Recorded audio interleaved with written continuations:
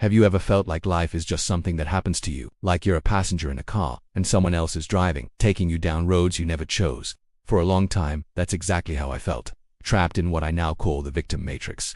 It's a subtle prison, one where we believe our circumstances, our past, and other people hold all the power over our lives. We feel stuck, resentful, and helpless, constantly reacting to events instead of creating them. But what if I told you there's a key to unlock this prison? A turning point that can shift you from being a victim of your story to becoming the powerful creator of your reality. Today, we're going to explore that shift and find the door out of the matrix. So, what is this victim matrix? It's a mindset, a deeply ingrained belief system. It's the voice in your head that whispers, "It's not my fault, it's theirs." It's the feeling of being wronged by the world, of carrying the weight of past hurts like a heavy chain. When we're in this state, our focus is always external. We blame our parents for our insecurities, our boss for our lack of progress, the economy for our financial struggles, our ex for our broken heart. Life becomes a courtroom where we are the perpetual plaintiff, endlessly presenting evidence of how we've been wronged. This mindset feels justified, even comfortable, because it absolves us of responsibility.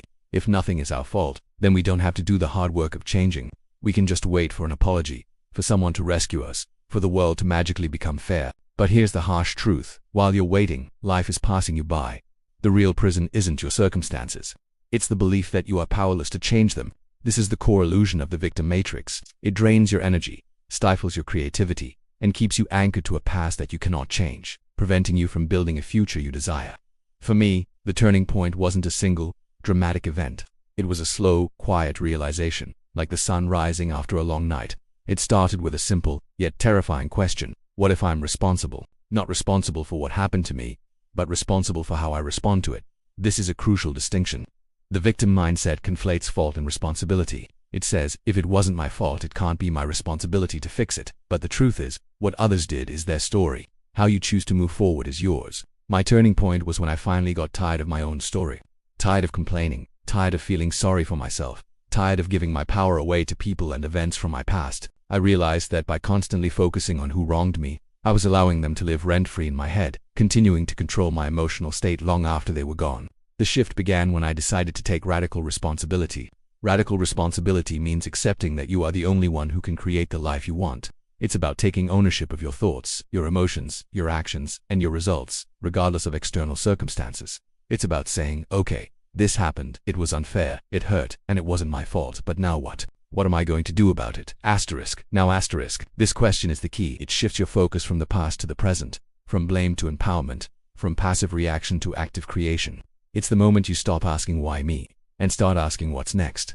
It was the moment I realized that my pain didn't have to be a life sentence. It could be a catalyst. It could be the very fuel I needed to build something new, something better. The moment I stopped waiting for an apology and started writing my own next chapter was the moment I stepped out of the matrix and into my power. So, what does it mean to live with a creator mindset? It means you see yourself as the primary creative force in your own life. You are the author, the director, and the protagonist of your story. This doesn't mean you can control everything that happens. Storms will still come. People will still be unpredictable. The creator mindset isn't about magical thinking. It's about a fundamental shift in perspective. Instead of seeing problems as roadblocks, you see them as challenges to be solved. Instead of seeing failures as proof of your inadequacy, you see them as valuable data, as lessons on the path to success. A creator asks different questions. A victim asks, why is this happening to me? A creator asks, what can I learn from this? How can I use this to grow? A victim says, I can't do that because I don't have the resources. A creator says, how can I become resourceful enough to make this happen? Living as a creator means being proactive.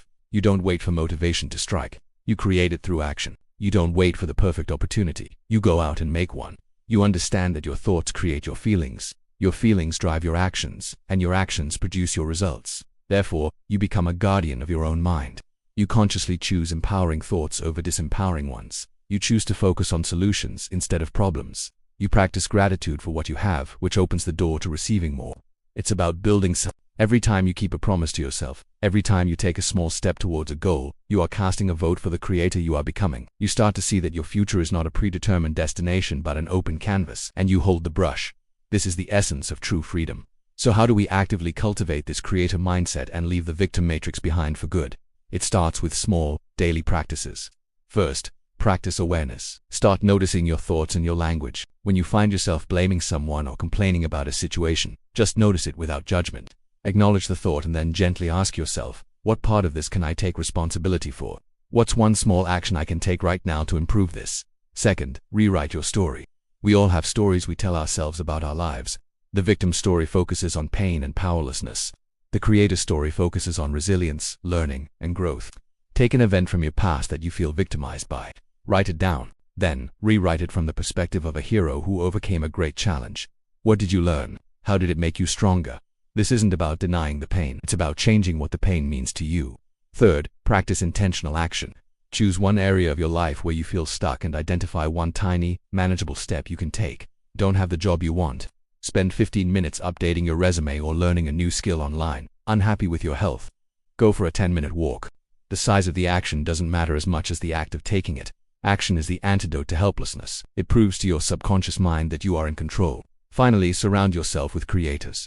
Limit your time with people who are constantly complaining and living in the victim matrix. Their energy is contagious. Instead, seek out people who are positive, proactive, and taking responsibility for their lives. Read books, listen to podcasts, and watch content from people who inspire you to be better. Your environment is a powerful shaper of your mindset. The journey from victim to creator is not a one-time event. It's a continuous practice. There will be days when you slip back into old patterns. You'll feel the pull of blame and self-pity. That's okay. The goal isn't perfection, it's progress. The key is to be compassionate with yourself and to gently guide yourself back to a place of power and responsibility. Remember, every single moment presents a new choice. You can choose to be defined by your past, or you can choose to be defined by the future you are creating. You can choose to give your power away, or you can choose to claim it. The matrix is a comfortable prison, but the freedom on the other side is where life truly begins. It's where you stop being a character in someone else's play and start writing your own masterpiece. The turning point is not out there somewhere waiting for you. It's right here, right now, in your next choice. The choice to stop being a victim and start being the creator of your extraordinary life. Thank you for joining me on this exploration today. If this message resonated with you, let me know in the comments which part stood out the most. Don't forget to like this video and subscribe for more content on creating a life you love. Remember, you hold the pen. Go write a beautiful story.